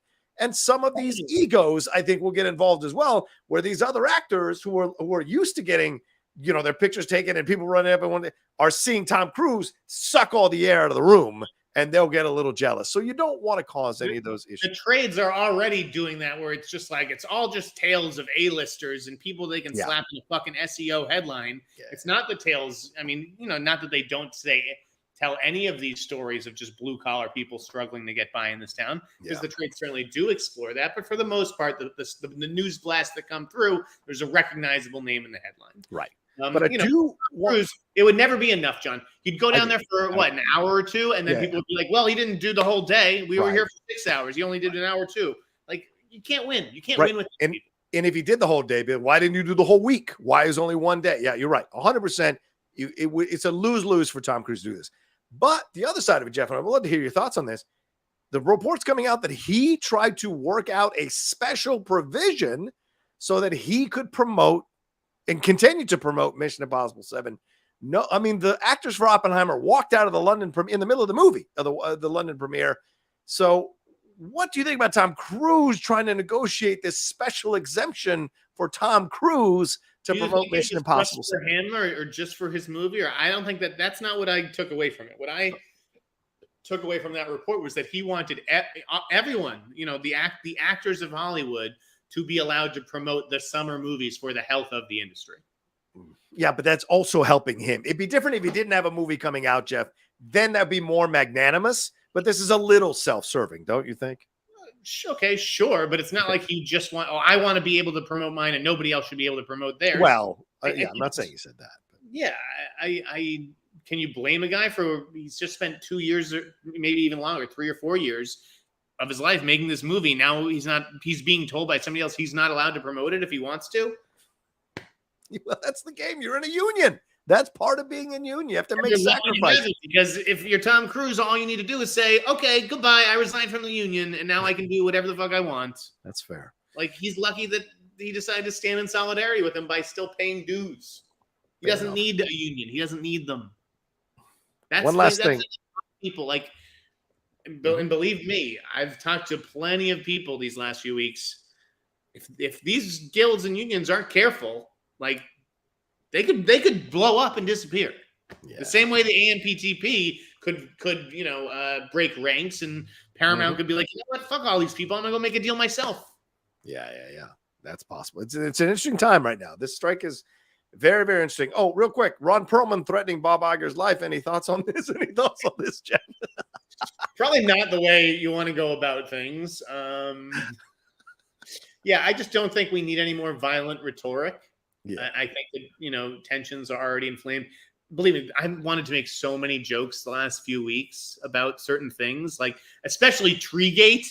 Holy God, I was just going to ask. That was the next thing on my list. Universal. I wanted to make so many Treegate jokes, and it's like, it's not worth it because these are people's livelihoods, and they are afraid for their families. Yeah. And it's just not the right time to joke about things. But believe me, that Treegate thing, I'm like, yeah.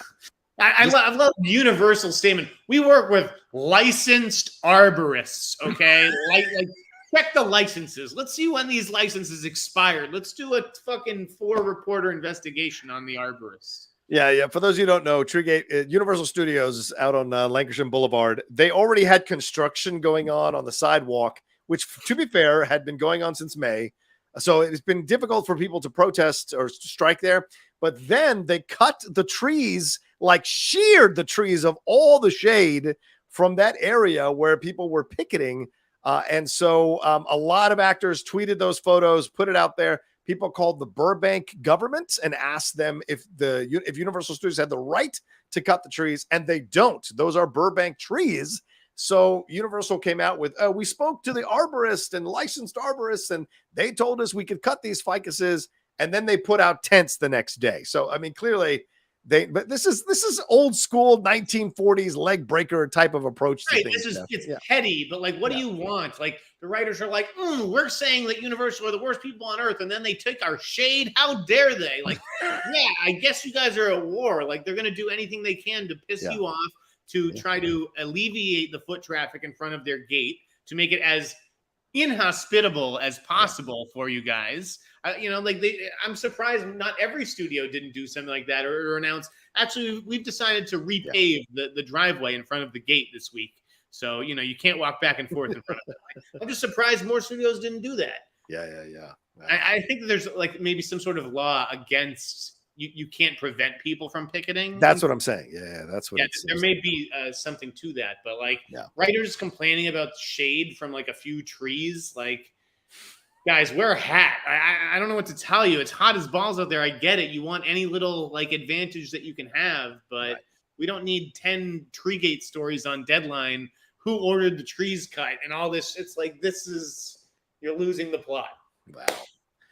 All right, let's move on to Danny Elfman here, and then we'll wrap up with our final StreamLabs Super Chats. Yeah, this story broke near the end of the day yesterday, Jeff. Danny Elfman is being sued. Composer Danny Elfman, Batman composer Danny Elfman, is being sued this week over charges that he failed to pay all of an agreed-upon $830,000 legal settlement. And this is according to Rolling Stone. It's centered on sexual harassment accusations from fellow composer Nomi Abadi, and the songwriter and frequent film composer that is Danny Elfman. So they agreed to the settlement, which included non-disclosure agreements back in 2018 after she had accused Elfman of exposing himself and masturbating in front of her multiple times during their friendship and professional association. So he claims, or she says that he claimed he did this as part of his quote unquote creative process.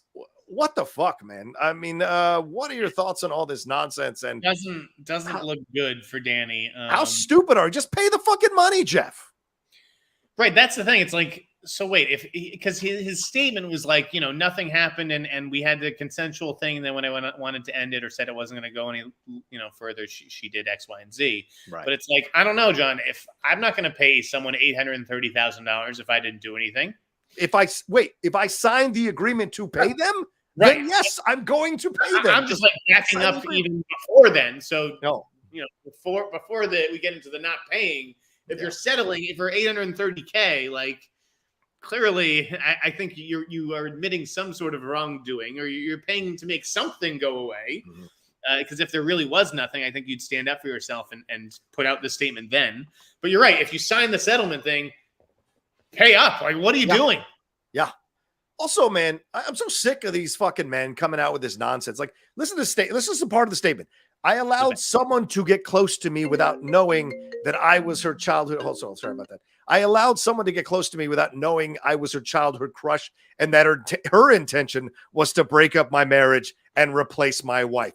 I mean, fucker, grow a pair of balls and take some responsibility for your part in cheating on your wife. You make it seem like she was some kind of fucking vixen who came in and was singing the songs and you got sucked into it. Grow the fuck up, man. You're a goddamn man. Ridiculous when I hear men say shit like this. You take responsibility for your actions. You allowed it to happen. I don't give a fuck how she came on to you. You acquiesced. By acquiescing, you give away the moral ground completely. It's stupid. Fucking stupid. Yeah. But I mean, again, it's not to say that women don't approach men with ulterior motives or things like that. It goes both ways. Yes. I don't know how much I've even shared with you about my experience, and I'm happy to. It's my first time I've ever hearing about it. I didn't even know about really? it. Yeah. No, you never told. I talked to a lot of people about it and showed. Yeah. Clearly, I'm not a big friend as I thought. People. Well, I mean, you live in San Diego, but like it was scary. So I hear what he's saying, but at the same time, I think that his statement was bad.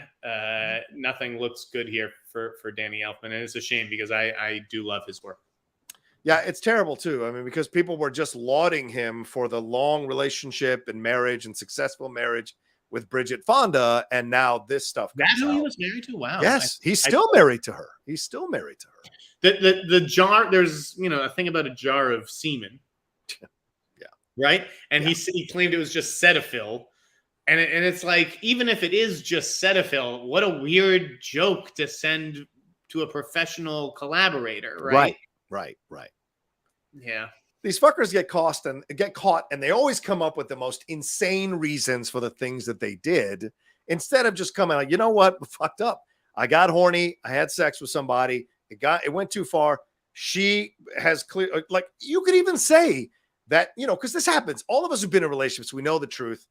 It's, sometimes, yes, it's a abusive situation or whatever, but most of the time you're just in a toxic situation because you're with the wrong person, and the worst parts of your personality come out. That happens. It's shitty. It's true. All's fair in love and war. But in this situation, just say, you know what? Fucked up, gave in, had sex with her, shouldn't have done it. She got close, threatened me. It freaked me out. I went to the settlement because my lawyers told me to do so, but I thought about it more and I don't want to pay her. Okay, great. Fine. At least you're admitting to everything. But this idea, it was Cetaphil, and it was part of my creative process. And shut the fuck up. It doesn't look good. And for the people talking about, hearing like my skeletons in my closet, I've got plenty of skeletons in my closet. That incident is not one of them. Like I welcome that audit. I will release the text. It was, I tried to be very much a gentleman in that regard. Well, there you go. Well, Jeff's outed himself. So there we go. Let's see what's coming up next. All right, let's hit some fun. You guys knew what I was dealing with. All right, there you go. Well, hopefully, Danny, just pay the fucking money. You made enough money off the Batman soundtrack. I'm sure you can pay the fucking money. So dumb. All right, well, let's hit these last StreamLabs SuperChat Jeffs before we get out of here. Let's have a good weekend. Let's see. ES13 says, is there an example of a movie or show where you felt that diversity was forced and ended up being a failure? No, because I don't believe in forced diversity. What it is a studio decides, hey, let's be colorblind in our casting. Let's try something new.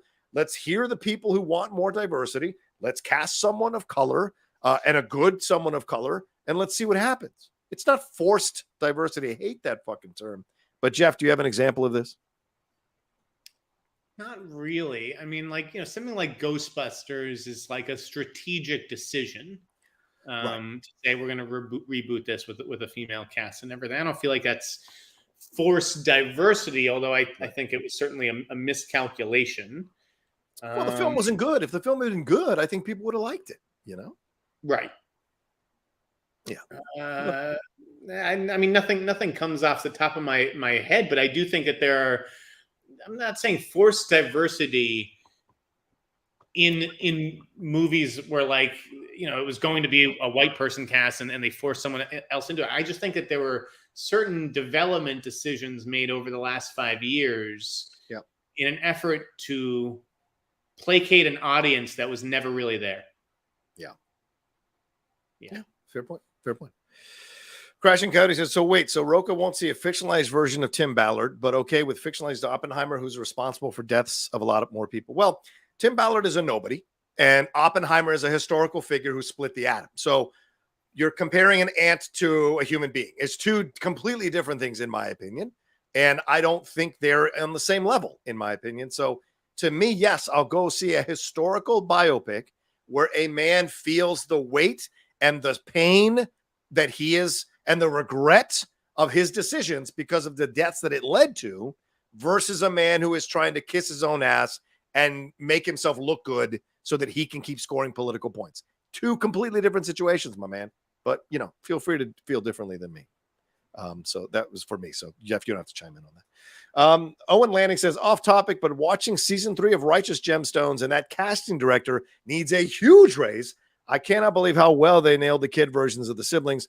Also, so good to see Steve Zahn. Love that guy. Yeah, Jeff, I don't watch Righteous Gemstones. Are you watching it? It's the best season that they've ever done. Really? Yeah, oh, for sure. This was a great season. The kids are amazing. The kid who does Danny McBride, it's so eerily accurate. Part of me wondered if McBride dubs over the kid's dialogue and does it himself. Oh shit!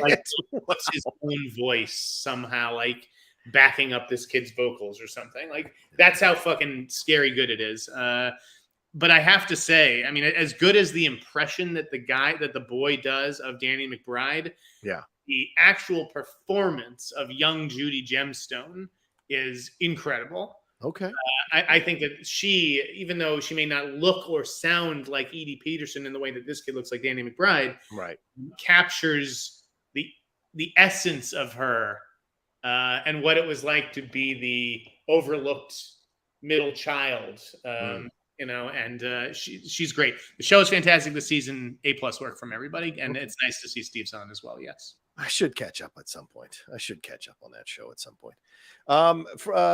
Greg Mott says, hey, Rocha, thanks for being a voice for minorities and the underrepresented. Also, I missed the political show you used to do with Dorina.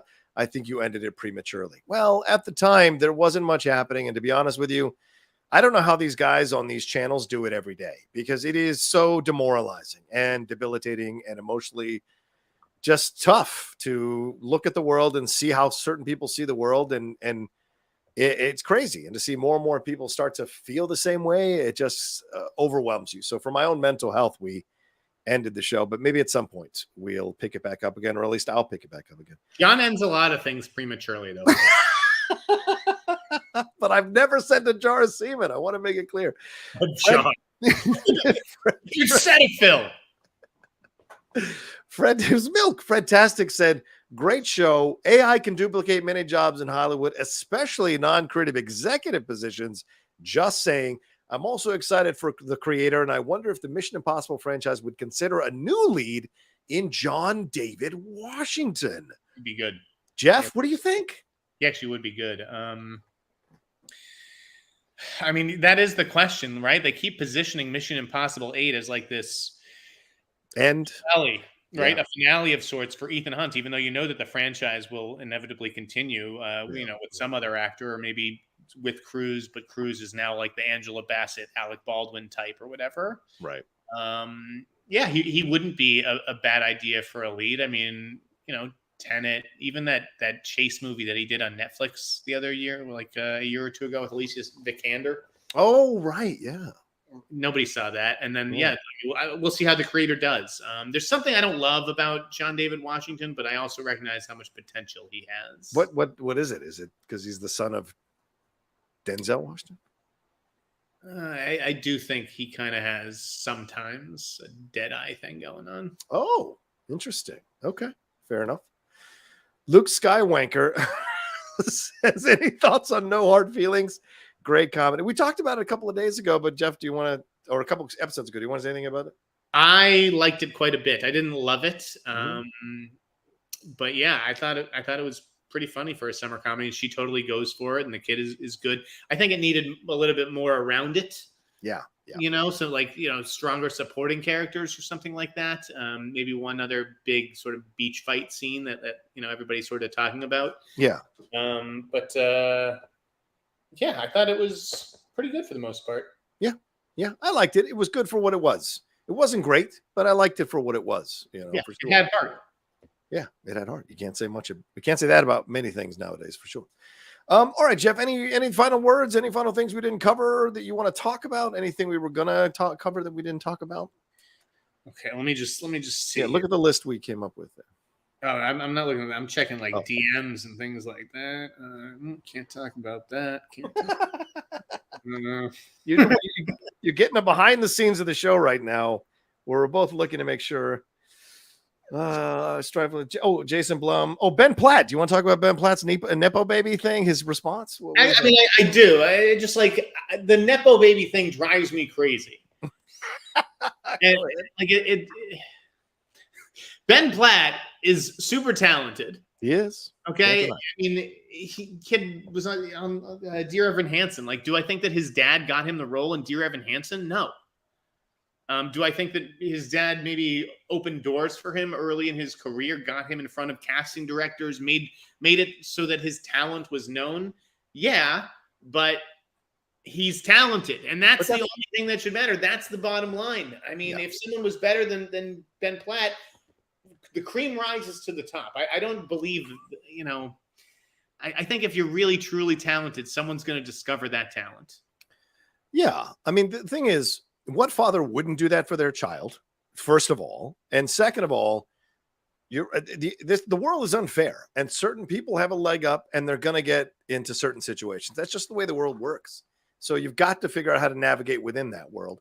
And I don't think there was anything wrong with Ben not wanting to address it. Ben is a human being with rights as a human being, and he's got a right to not want to talk about a subject that he himself did not create. He himself did not talk about. He himself did not tell them to put him on the cover of the Atlantic for that. So, like, to ask him about it and him saying, "I don't want to talk about it," he doesn't. I think that should be respected. You know, as a Nepo baby, I don't like nepotism. It doesn't just mean, yeah, my parents did the same thing I did, or my parents are famous or successful or whatever. Nepotism is that you were given something unfairly that you didn't deserve. Yeah. And you suck at it. Right. And I don't feel like that, especially with Ben Platt. I think that people just toss around the Nepo baby thing, and it's not fair. Like, imagine growing up. I have to say this just because this is the point of view, and it'll bring up feelings for some people. But like, I really do think Max Landis, before everything broke about him, got an unfair shake in this business because his father was John Landis, and John Landis has his own complicated history and everything. Sure. And it's like, well, John Landis isn't the one writing these scripts that Max is selling for millions of dollars. Right. You know, even if the scripts aren't good, I'm not here to, you know, say whether Max is a good writer or a bad writer or whatever, but like, he was writing those scripts himself, and clearly they, you know, executives thought they were good and bought them. So like, people used to say that about Max, and it used to piss me off because I'm like, this is just, it's a lazy criticism. It's unfair. Like, That's fair. these people have it hard enough. I know you think they have it easy enough because they have connections, but they have it hard enough in the fact that they have to grow up in the shadow. Right. Oh, you lost me. Sorry about that. The camera. Like Destry Spielberg, okay? When Destry Spielberg's directorial debut, I'll give you some time to work on the camera. Yeah, there we go. When that was announced, everyone's like, Nepo baby, Nepo baby. It's like, I've actually followed Destry's Instagram for the last 5 years and seen her making short films and seen her get to this point where she is now comfortable making a feature. Like, it's not fair to just say Steven Spielberg fucking went like this and she got a job directing a movie. That's not true. I look like a small person now, so I'm sorry about that. Let me try to get myself a little higher. Yeah, one last thing.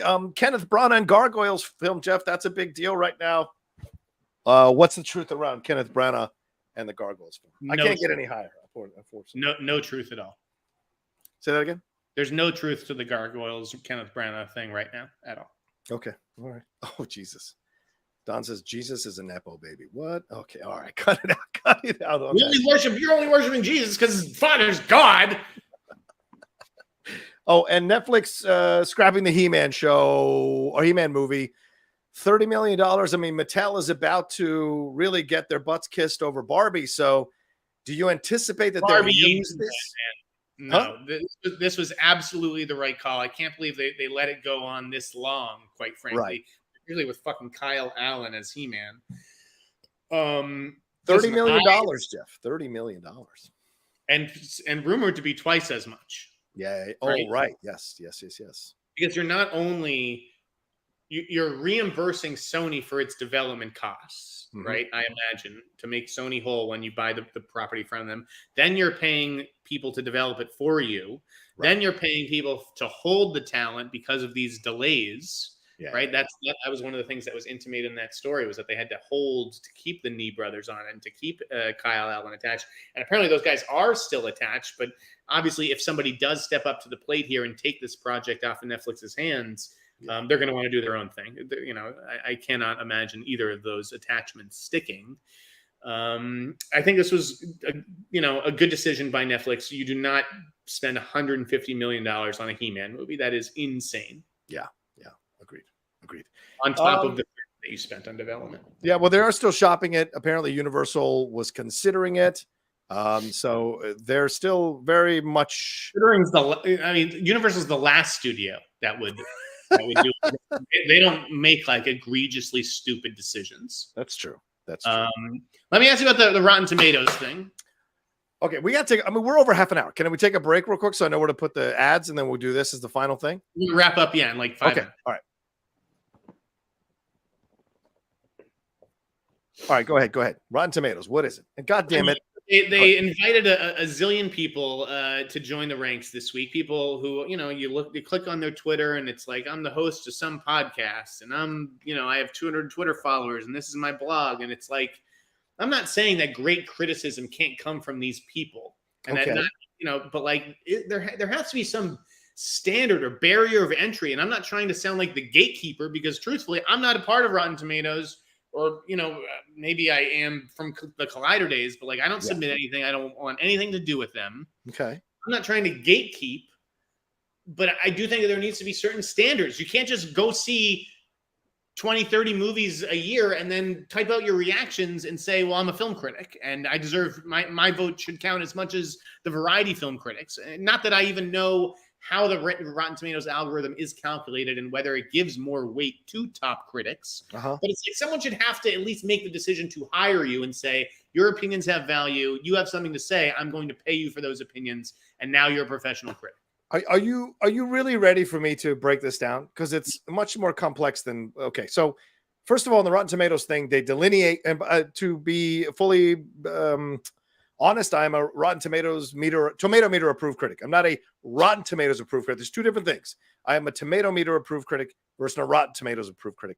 Rotten Tomatoes separates top critics from other critics that are on the Rotten Tomatoes thing. So if you want top critics' points of views, which are like Rolling Stone, Variety, The Wrap, Collider, other places, there's a tab there. There's a tab for that. If you want everyone else's points of views and the top critics mixed in, you go to another section. So there is a delineation within the site. So I think what they're trying to do is open the door. I mean, you talk about the Academy. The Academy wants to have more representation from certain underrepresented groups to be on there.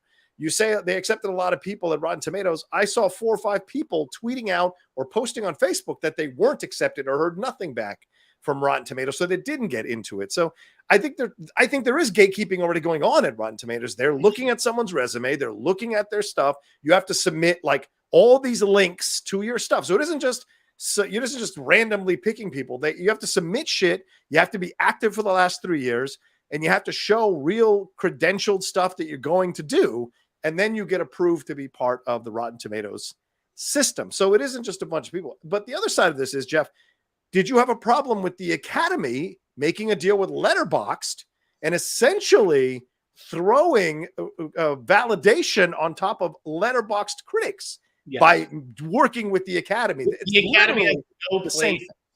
Yeah, I did actually. The Academy has no place doing that stuff, I don't think. And I don't think it's Rotten Tomatoes' job to hold open the door, like you said. Rotten Tomatoes' job is to put the critics who have been established as critics and round up their scores and fucking put out a fucking average. Like, it's not their job to hold open the door. That's what publications do and editors. Like, we decide, who should be a critic, and I don't get it. Right, but at the end of the day, Jeff, in both situations, approver at Rotten Tomatoes that decides who's a critic and who's not. But at the end of the day, both situations come down to human beings deciding who is a valid critic and who isn't. That's what it is. You getting to decide, editors and other websites getting to decide who is a real critic and who isn't. And it's all subjective. Am I not more qualified to make that decision? I don't know, because I don't know who the Rotten Tomatoes person is. Exactly, and nobody does. I mean, yeah. I think it's crazy. Some of the people I saw getting on there, and I'm just like, who are you? Like, what do you? Not that I need to know every critic in the world, but right. But I mean, but also at these websites. Look, I'm on the inside at these websites.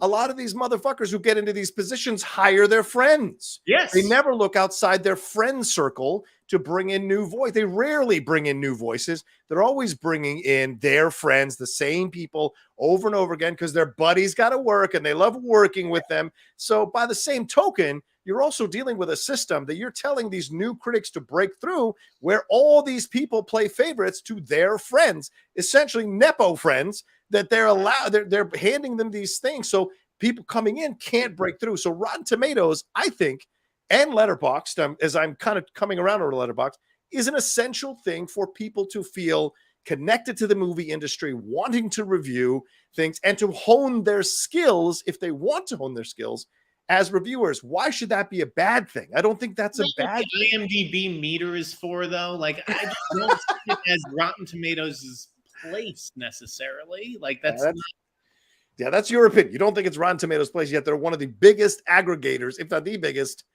for criticism and places people go for criticism in the business. So who else but them should be deciding?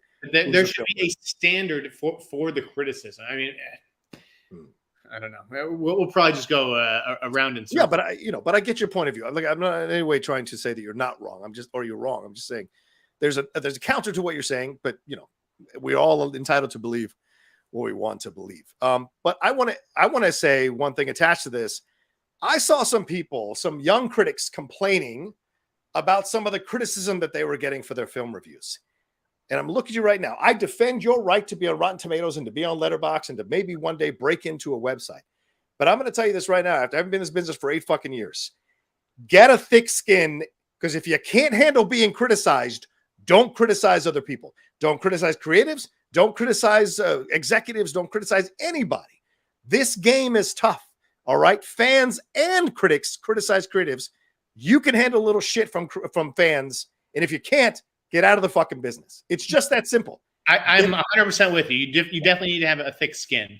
I think the thing for me is that it's like Rotten Tomatoes, it encourages a connection to film, but it's become like this place for people who love film, and that's not what a critic is necessarily. I agree 100%. To love every movie, and I feel like that's what all these things are. Yeah.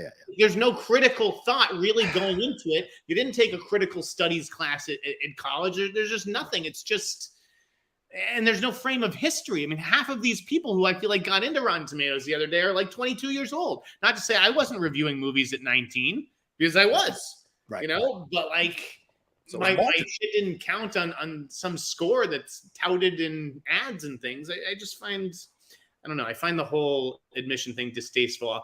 I think I also did apply years ago to Rotten Tomatoes, and maybe I got rejected because the perception of me is that I was a reporter.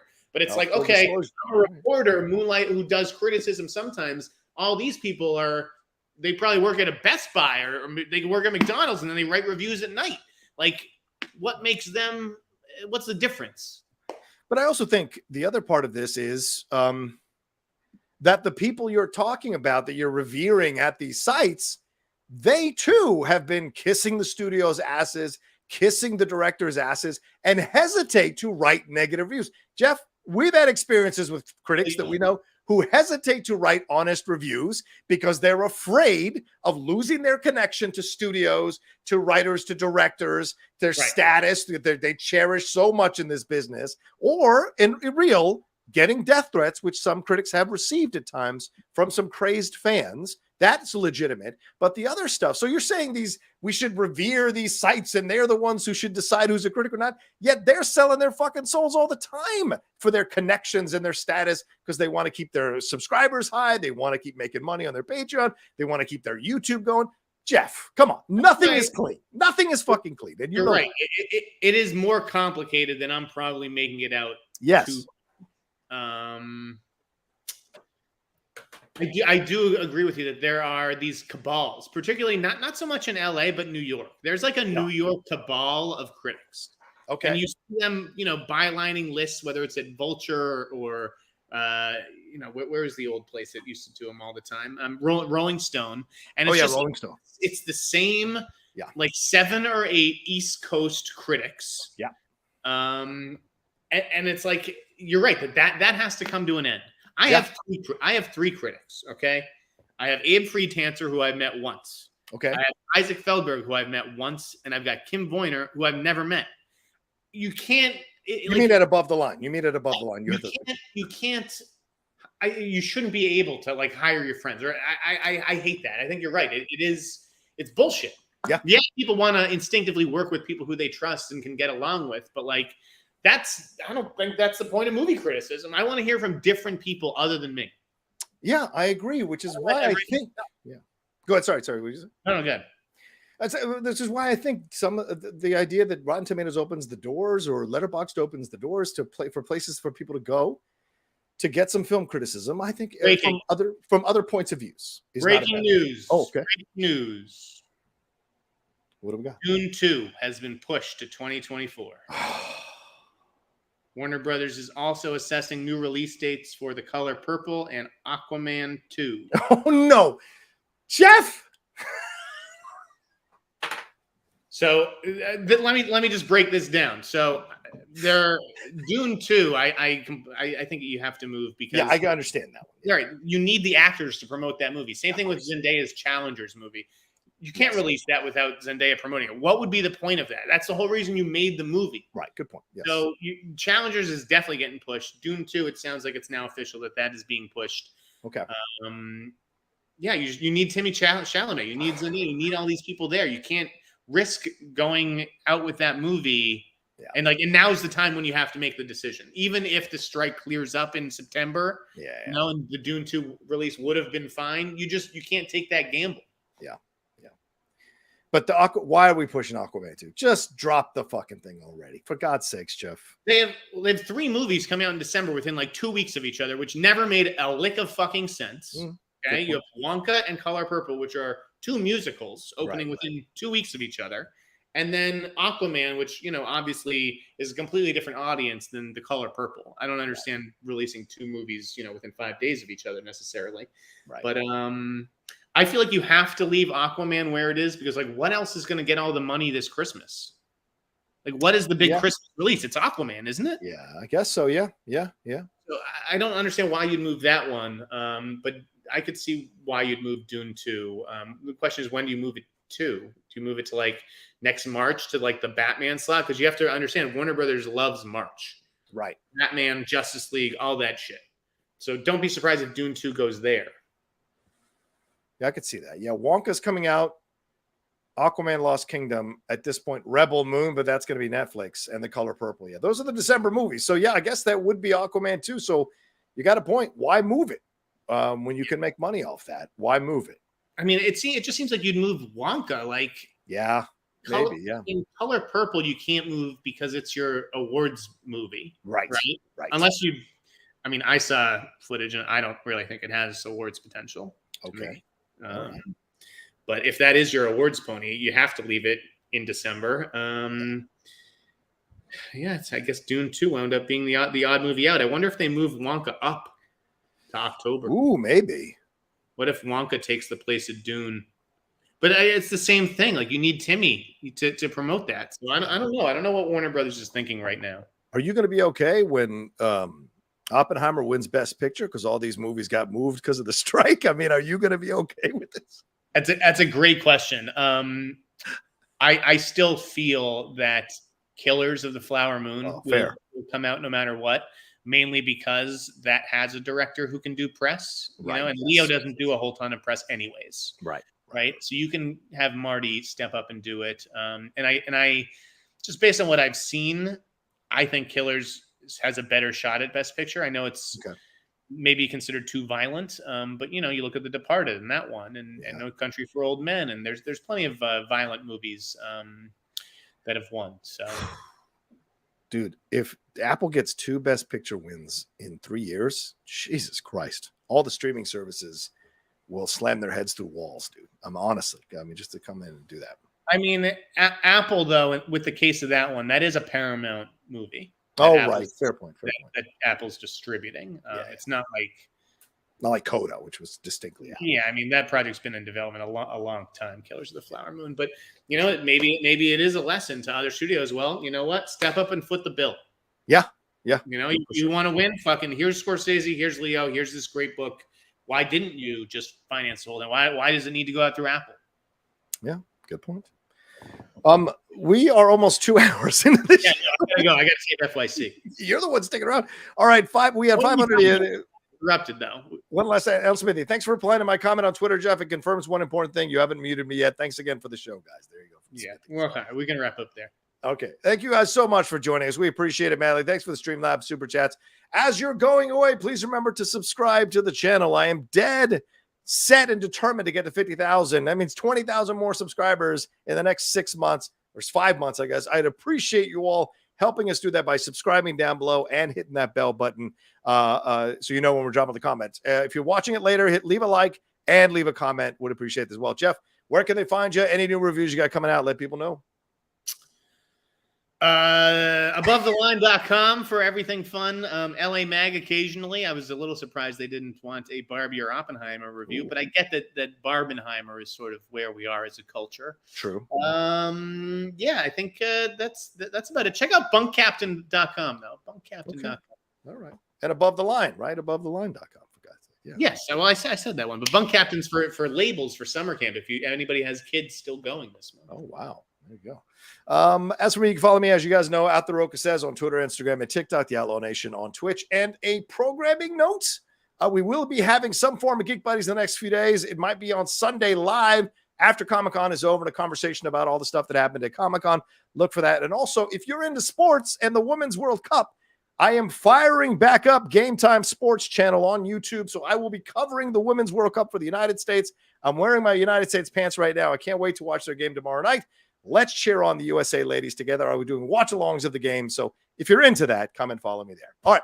Thank you guys so much for joining us. You guys take care of yourselves. Have a great weekend. And we'll talk to you next time with another brand new episode of The Hot Mic. Peace.